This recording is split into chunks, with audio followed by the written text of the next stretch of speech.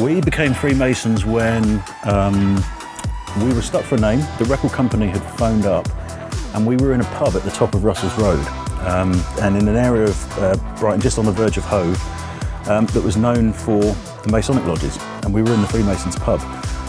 So we decided to name ourselves after the pub, seemed completely fitting, and have never looked back, really. We've got a great working relationship. We've both come from different angles. I grew up in recording studios across London, and Russell was a wedding DJ, then had become a professional DJ, and then as the dance music scene completely enveloped Brighton, he was one of the faces. He's still very good friends with Carl Cox and the guys that came out of that Brighton scene. So it's a kind of traditional partnership of a studio person and a DJ. As you can see, he's not here.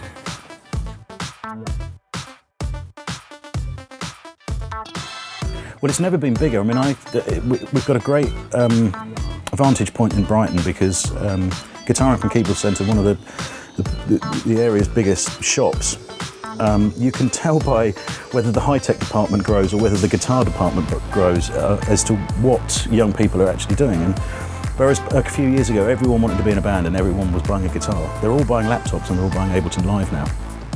And we're seeing a massive shift towards electronic music, and I've always said that when any type of music or artists come through and are successful, they're filling a hole, they're filling a gap that's been left by something else.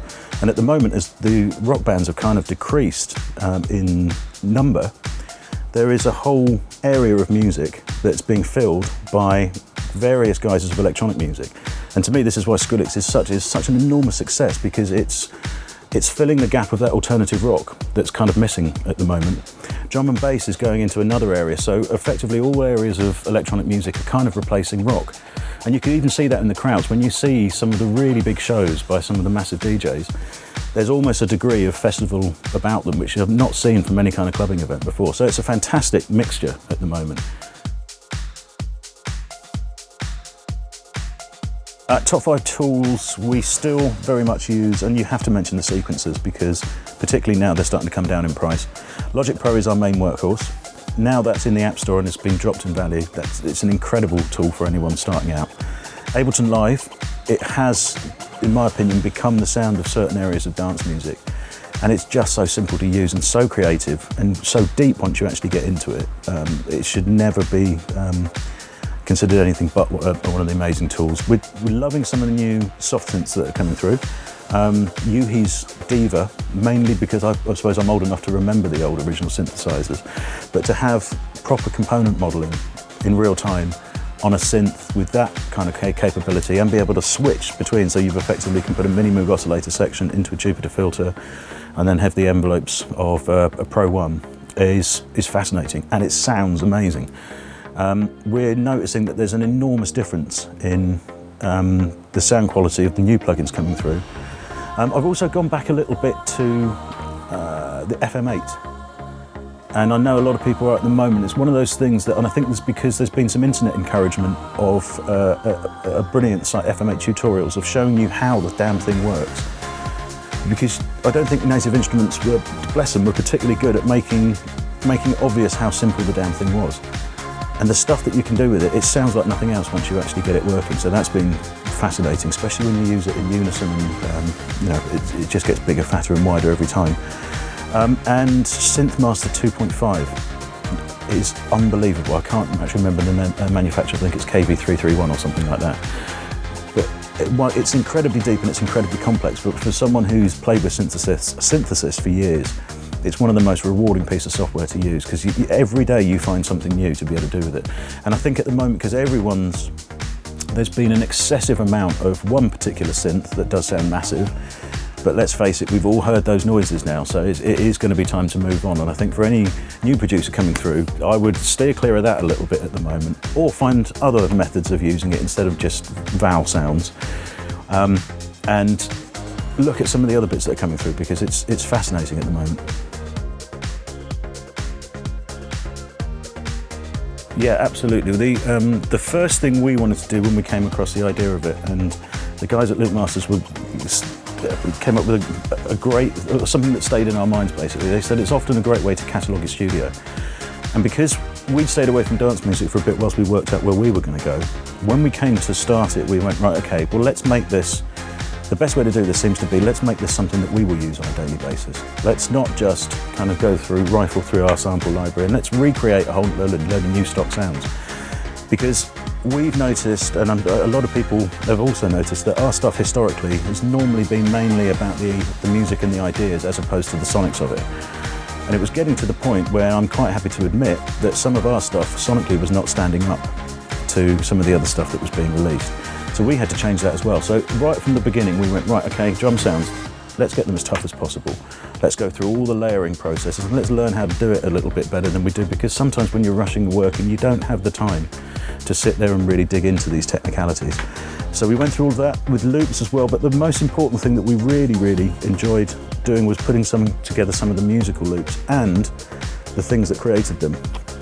One of the things I've often found with sample packs, it's great to have musical loops, but then you're stuck with someone else's point of view and someone else's point of view creatively. So we wanted to create, as part of the sample pack, a huge quantity of multi-samples from the synthesizers that we've got in this room, and build up a collection of sounds that you don't normally see in this kind of product.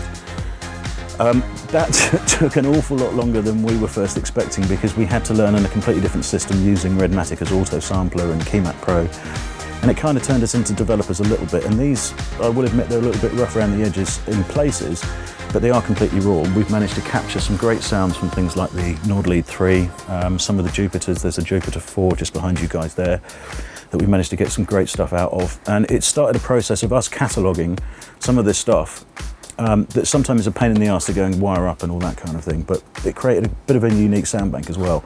We've also got a modular synth that we had great fun playing with and doing it. And then once we had all of that, then we started to put the musical loops together, which was very rewarding in itself, and it turned our heads to make us realise that if you just have a creative day, when all you've got to do is come up with, say, 5 or 6 ideas, and you know you've got to do them within that time, it can be incredibly useful and incredibly powerful.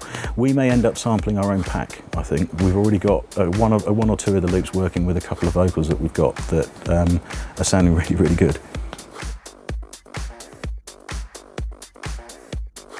Absolutely. I mean, you can't... The great thing is now, when I was starting out, you'd end up trying to find your own drum samples, and there's a degree of fun within that as well. But it's very frustrating when you suddenly realise that there was a point where, when I first started, for example, you were never going to sound like the big guys, because you weren't having access to SSL studios to mix your stuff. You weren't having access to these amazing engineers and all that kind of stuff. And I always look at someone like Calvin Harris, who he came in at a very high level.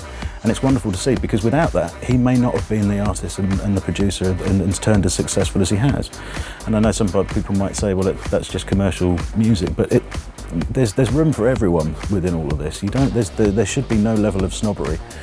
And I sometimes think when people start saying, oh, it's reducing the levels of creativity and it's making production easier. Yes, it is. But then there's Apple loops, and the whole system has become easier, because you don't have to have an SSL studio now to make a potentially hit record. But here's the thing. You can make an average record quite simply. Everyone can. It is still blindingly difficult, and it takes talent to make a really exciting and good record. And for that, sometimes it's like vocalists. If you stick a bad microphone in front of a good vocalist, you will get a great recording. No matter what happens, a good vocalist is a good vocalist. But you can put a £6,000 microphone or $6,000 microphone in front of a bad vocalist, and you'll get a bad recording. And it's the same with producers. And I think anyone who's saying, oh, it's all just dumbing down and things like that, there's a level of people being scared, that more people are coming into it, and actually the realisation that this isn't as difficult actually as sometimes people make out.